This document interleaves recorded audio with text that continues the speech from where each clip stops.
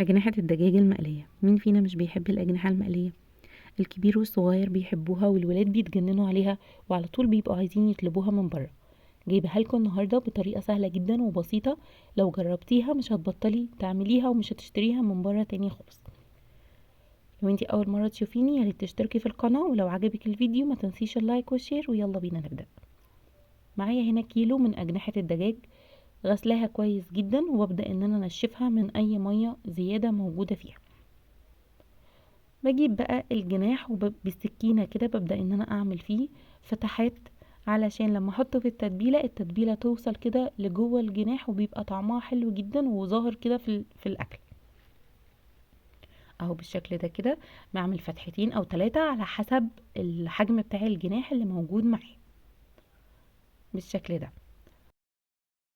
وكمان بشيل بقى اي قطعة زيادة في الجناح موجودة عندي مش بتتاكل، زي الطرف كده بتاع الجناح، يا اما بشيلها انا في البيت او بطلب من الراجل ان هو يشيلها لي.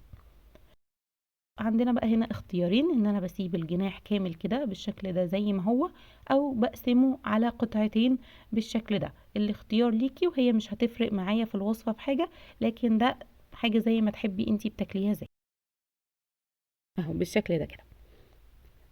نجيب بقى البولة اللي هنتبل فيها،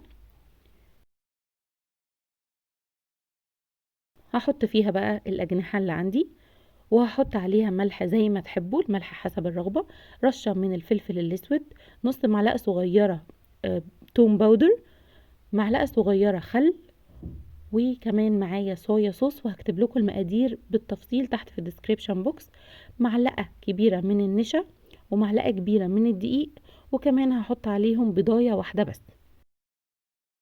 هقلب بقى كل التتبيله دي مع بعض كويس جدا، ابدا ان انا اقلب فيهم كده بالشكل ده. هفضل اقلب كده لحد ما كل الاجنحه يجي عليها التتبيله، تبقى كلها متبله ومتغلفه كويس قوي بالتتبيله اللي عندي دي.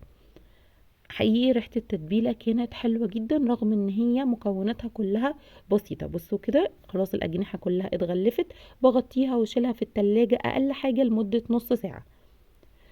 بعد كده بطلعها بقى على زيت غزير سخن على نار هادية، بتاخد حوالي من 10 دقايق لربع ساعة. تفضلي تقلبيها على الجنبين عشان الجنبين ياخدوا نفس اللون زي بعض. بسيبها بقى كده تتقلي لحد ما يبقى لونها كده اللي هو جولدن براون كده شوية بالشكل ده كده نفس اللون ده.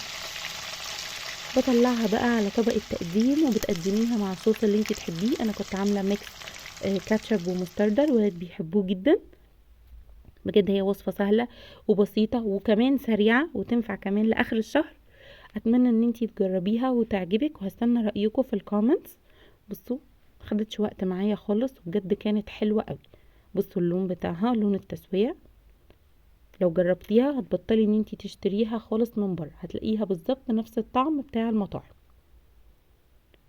تعالوا بصوا كمان مستوية ازاي من جوه. بصوا كانت مستوية جدا واخدة لون حلو جدا ومقرمشة من بره. واختياري بقى حطيت عليها رشة من البصل الأخضر المفروم، وكمان بشر ليمونة، بس بجد طلع طعمها حلو جدا.